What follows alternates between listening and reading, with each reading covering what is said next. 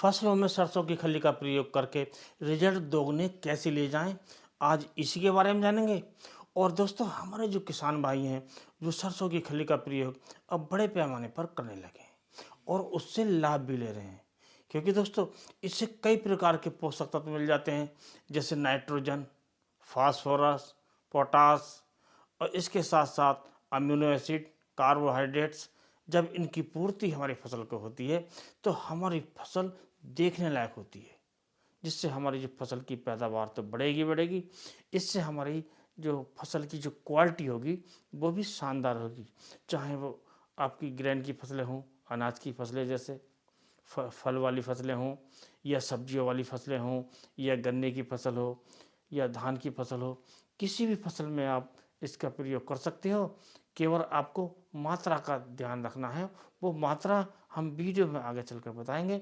और दोस्तों, ये होता है गुड़, अर्थात आप सरसों की खली में यदि गुड़ का प्रयोग मिलाकर कर लें तो आपको ज़्यादा फायदा मिलेगा, डबल फायदा मिलेगा, दोगुने रिजल्ट मिलेंगे। और कुल मिलाकर इसके जो रिजल्ट होंगे वो देखने लायक होंगे। और दोस्तों, यदि आपने इस प्रयोग को कर लिया तो ये मेरा दावा है कि आप इस प्रयोग को भुला नहीं पाएंगे और बार बार हर फसल में इसको करने की कोशिश करेंगे। तब इसकी जो विधि है उसे समझ लेते हैं। आपको प्रति एकड़ के हिसाब से लेनी है 5 किलो सरसों की खली, और इसके साथ जो गुड़ लेना है, गुड़ की मात्रा लेनी है 3 किलोग्राम। और जो 3 किलोग्राम जो गुड़ की मात्रा आपको लेनी है वो लेनी है इस समय सर्दियों के समय में, क्योंकि दोस्तों इस समय ठंड का मौसम है। यदि हम गुड़ का प्रयोग करेंगे तो हमारी ज़मीन को गर्मी मिलेगी, हमारी फसलों को गर्मी मिलेगी, और जो ठंड पड़ी है उसका जो विपरीत वातावरण, विपरीत तापमान जो हमारी फसलों को मिल रहा है वो दूर होगा और हमारी फसलें एकाएक विकास करेंगी। कुल मिलाकर हमें ज़्यादा उत्पादन मिलेगा। तो आपको इस समय यदि प्रयोग करना है तो 3 किलोग्राम गुड़ लेना है। यदि आप यही प्रयोग कर रहे हैं गर्मियों के महीने में, अर्थात अप्रैल, मई, जून, इन समय आप इसका प्रयोग कर रहे हैं गुड़ का इसके साथ, तो आपको 1 किलोग्राम लेना है। और दोस्तों, यदि आप बरसात के समय प्रयोग कर रहे हैं गुड़ की मात्रा, तो आपको लेना है 2 किलोग्राम गुड़ बरसात के समय में। फसल आपकी कोई सी भी हो, सरसों की खली जो आपको केवल 5 किलोग्राम ही लेनी है।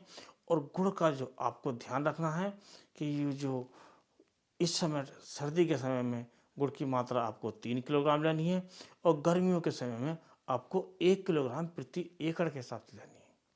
अब इसकी विधि समझ लेते हैं कि इसका जो प्रयोग है हमें किस प्रकार करना है। तो पहले तो आप सरसों की खली को लीजिए, 5 किलो आप सरसों की खली लीजिए और उसे किसी बर्तन में भर दीजिए, और ऊपर से उसमें पानी भर दीजिए।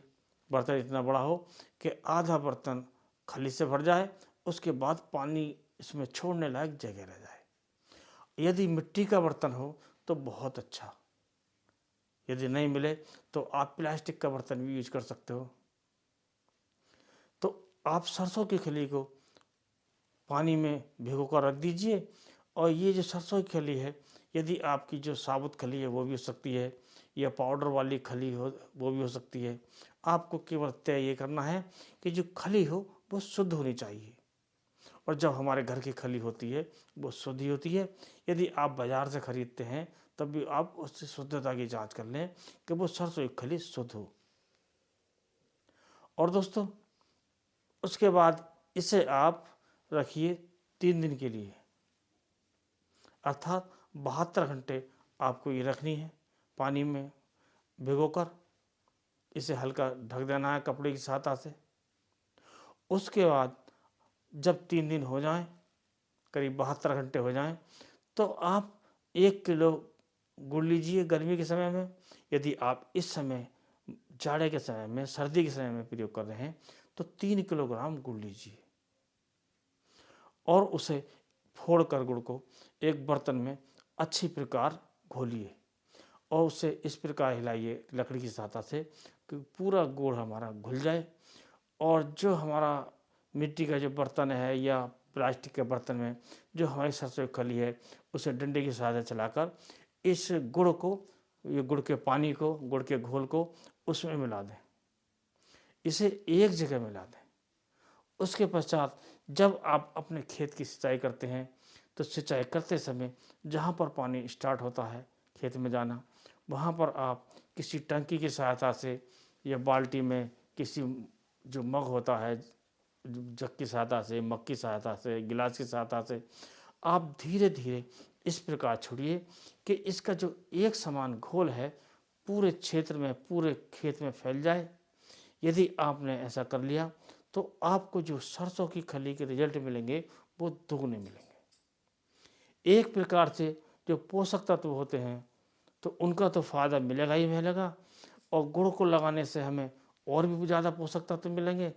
इसके साथ साथ एक एक्स्ट्रा फ़ायदा होगा, जो हमारी ज़मीन में माइक्रो ऑर्गेनिज्म होते हैं, विभिन्न प्रकार के लाभदायक बैक्टीरिया होते हैं, फंगस होते हैं लाभदायक, जैसे सूडोमोनास है, ट्राइकोडर्मा है, इस प्रकार के कई फंगस हमारी ज़मीन में होते हैं जो फसलों की लाभदायक हैं, और बैक्टीरिया होते हैं जो विभिन्न प्रकार की खादों को, हमारे पौधों को लेने लायक बनाते हैं।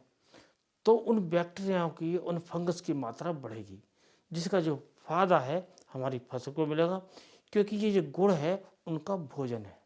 इसके साथ इस वीडियो करते हैं समाप्त। नमस्कार।